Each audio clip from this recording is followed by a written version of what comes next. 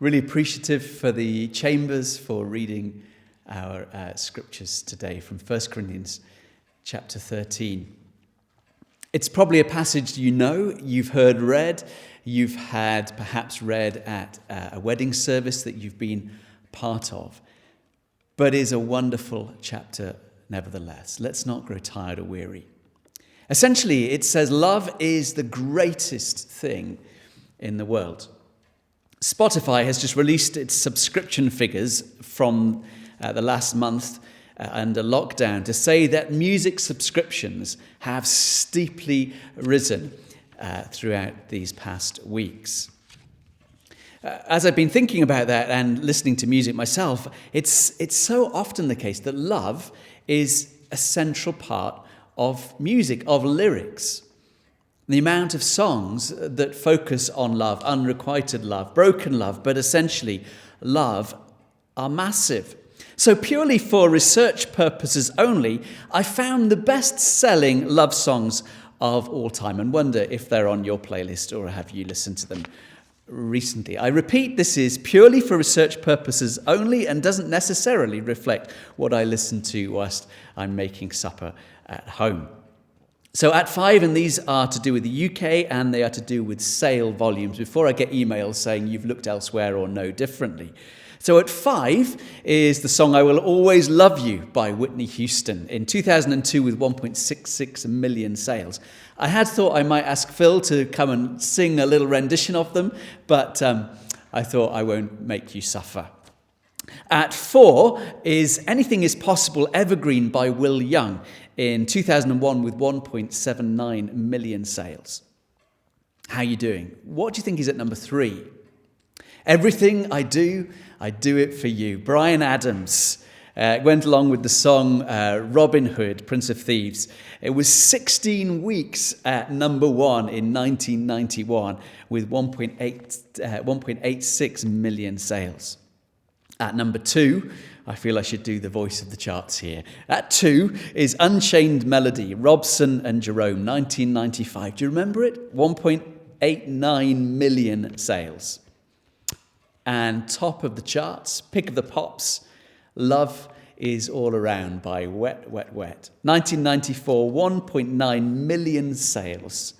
15 weeks at number 1, connected with that film, 4 Weddings and a Funeral. It's interesting that out of those top 5, 3 of them are from films. And I just think it points to the power of love, especially when it's told and linked to story, to narrative. Little wonder then that at the heart of the gospel, the Christian story, and we'll be sharing in this reenactment, this retelling, this remembering of that greatest story in communion shortly. No wonder then that right at the heart is this song of love, this chapter of love, this declaration that love is the greatest thing. So straight away, as we've heard it read, this passage reminds us that love isn't simply an emotion or a feeling or some sort of vague, fuzzy sense of well-being. Far from it.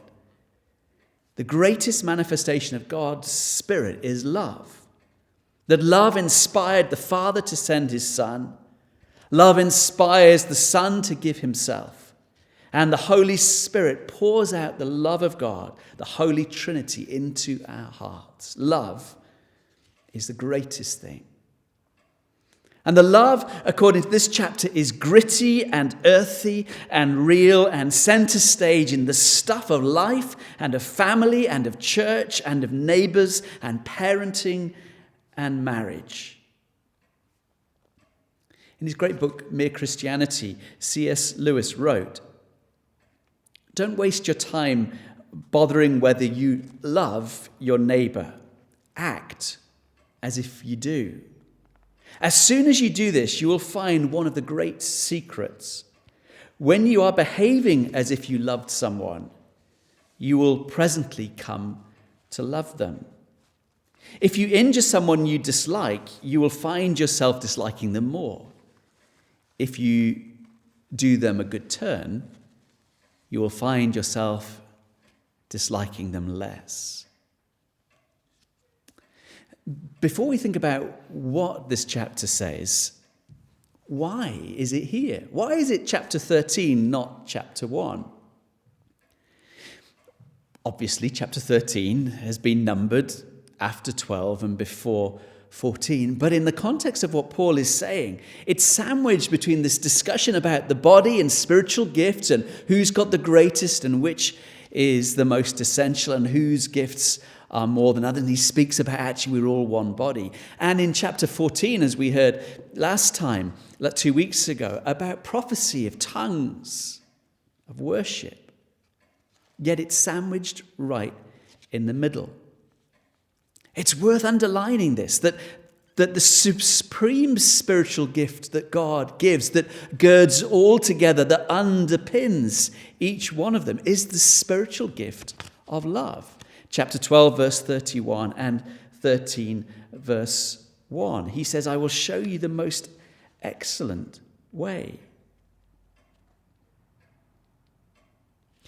In this church in Corinth, and we of all people whose claim is to be followers of Jesus, to be Christians, that we must embody and reflect something at least of the essential character and nature of God, who is love. So in the sequence of these chapters, love is very much in the middle between the gifts of the Spirit and this service, this ministry in the world. And Paul says love is the most excellent way. Without love, we're simply a clanging cymbal, a hollow vessel. Love is not only the greatest thing, but the most precious. Phil has already made reference to the fact that it's been my birthday. And I always, as you think about birthdays, you think back. And I remember one of my friends from primary school. She had a passion for from dramatics and acting. And from time to time, we would get together with other friends and play and hang out, as you do. And she had a dressing up box. And from time to time, she would appear dressed up in a particular character, all made up, all looking very fancy. And she was kind of over the top. She was flamboyant. And especially when she wore the elaborate jewelry that she had in the box too. And her favourite was this enormous diamond. She told me, as probably a 6-7-year-old, that it was the most precious and the most valuable thing in the world. And it certainly looked startling. Of course, I didn't really believe that it was a diamond, even at that age, especially one that size. And why would her parents let her have something so valuable that was just thrown back into the box at the end of the day? But she was adamant, and she did look astonishing in it. One day I spoke to my parents about it, perplexed and a little bit jealous, saying, why has she got such an amazing thing? And they told me about costume jewelry, of how it might resemble, it might look like, it might mimic, but actually falls far short. It was underlined for me last summer when I went with a friend into Tiffany's, that expensive jeweller's. My friend was searching for an engagement ring and asked me to accompany him because he thought I clearly had exceptional taste in helping him choose his engagement ring. And of course, we ended up at the diamond ring counter and we narrowed down the search, well, he did, until there was one ring set with this most beautiful diamond that glittered and shone and dazzled. I didn't even want to know the price of this thing, but it was worth it for him. My friend chose this beautiful ring to demonstrate his love for his bride. And the difference between that and the costume stone was oh so stark, like chalk and cheese. And Paul is contrasting in such a way for the Corinthian church. Love is the greatest and the most precious. The spiritually gifted person can't do without it. We never leave it. We never graduate from love. You see, in Corinth, as we've heard, some were exercising their gifts, and in so doing, because they were so spectacular and so anointed and so demonstrative in it, that it kind of made others feel small, maybe irrelevant, unnecessary. What part do we play? Paul is adamant. Ministry without love results in pride. It's divisive, it distorts, and it's an abuse of power. He says in verse 2 about the love for and the accumulation of knowledge. Knowledge without love is barren. The writer of Ecclesiastes came to that conclusion himself. Wisdom without love, knowledge without love is poverty-stricken. It's like bones without flesh. And indeed, Paul most dramatically states this: any faith, that anything that we do without love is actually worthless. Now, when we speak of love, it's seen, the quantity, the quality of our love is seen most clearly by those who know us most closely. From time to time, I read Christian biographies of great heroes of faith, and they inspire me and challenge me and provoke me. And yet so often, in the narrative, the story that's recounted in biographies, I often wonder what it was like for people who were close to them, who lived with them day by day, up close, personal, not just perceiving them from the platform. Faith without love is worth nothing. How were they as a mother or father, as a parent? Paul goes on and says, even those who are most generous, in verse 3, if it's done without love, it's like costume jewelry. It's not the real thing. It's not precious, and it's not long-lasting. Astonishingly, in Corinth, where they sought after experience and deeper things of the Lord, and in a culture which prided itself in philosophy and wealth and trade, he says it's not what we know that matters. It's not how gifted we are that matters. It's not even what we do that matters. It's what we are that is crucial and critical. And if we believe that, it will make and result in some deep changes in our lives. Christian writer St. Bernard of Clairvaux said, "What is the highest, most exalted act of intelligent life?" And the answer he gave is this: it is to love. Love seeks no cause, no end, no reward beyond itself. I love because I love. I love that I may love. So how does this love show? It shows as the life of Jesus. That as you read through these nitty-gritty, these earthy, these real aspects, these facets of this beautiful, precious diamond of love, the genuine article, every one of them applies to Jesus. Jesus defines them. And in doing so, Paul is holding up Jesus as a lens or a mirror against the failings that are apparent in this supposedly spiritual, thriving church in Corinth. They were claiming that they were following the higher and the very spiritual ways. And yet Paul calls them back to Jesus, calls us back to Jesus, and shows them the way of love, the servant king. That moment in John 13 when Jesus washes the disciples' feet, he says, he knowing of the fullness of what was about to happen, he showed them the extent of his love and washed their feet.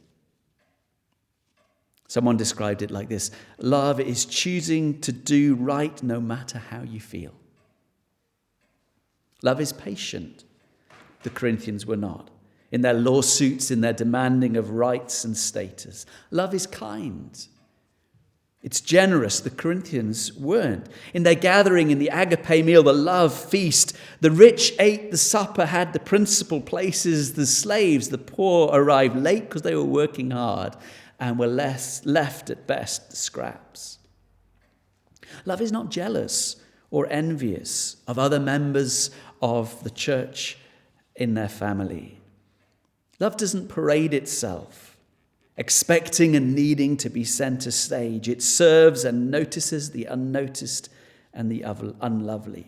Love isn't arrogant or proud. It doesn't trade on spiritual experiences or celebrity status or who has the most followers. Love doesn't dig in the bin of shame. It covers over sin, not raking them up. Love is unselfish. Love is not irritable. Love is not moody and doesn't brood over wrongs. Love always rejoices in the truth and celebrates good. Love can put up with everything. Loneliness, lack of encouragement, opposition. Love believes the best about people, not the worst. I'm sure many of you have heard of the person called Elie Wiesel, a renowned Jewish theologian and prolific author. In his book, All Rivers Run to the Sea, he tells his family's story, living in Hungary during the dark days of the Second World War. His family were waiting for their time to come for the Nazis to arrive at their door and take them to labor and concentration camps. He tells about, in the midst of that dark time, a peasant woman by the name of Maria. He said Maria was almost like a member of the family. She was a Christian. And during those early years of war, she continued to visit them.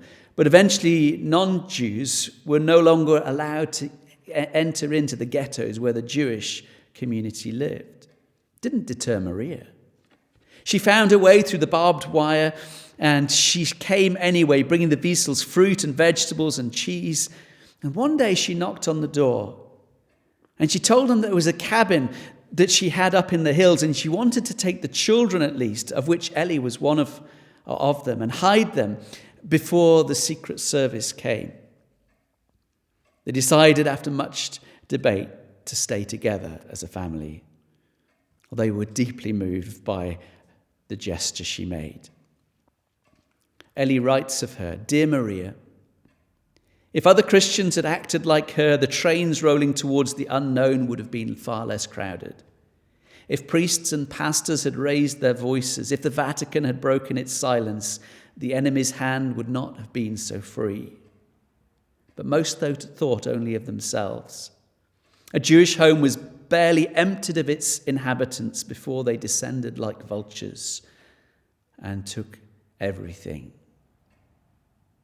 I think of Maria often with affection and gratitude, he writes, and with wonder. This simple, uneducated woman stood taller than the city's intellectuals, the dignitaries, and even the clergy. My father had many acquaintances and even friends in the Christian community. Not one of them showed the strength of character of this peasant woman. Of what value was their faith, their education, their social position, if it did not arouse their love? It was a simple and devout Christian woman who saved the town's honor. If I speak in the tongues of men and of angels, but have not love, I'm a noisy gong or a clanging cymbal. If I have prophetic powers and a faith so to remove mountains, but have not love, I'm nothing. If I give everything to the poor, but have not love, I'm nothing. Love, experienced now, is the firm platform for future hope. Love endures whatever comes without turning into cynicism. Love never gives up. Like the love of Jesus on the cross, it stands forever.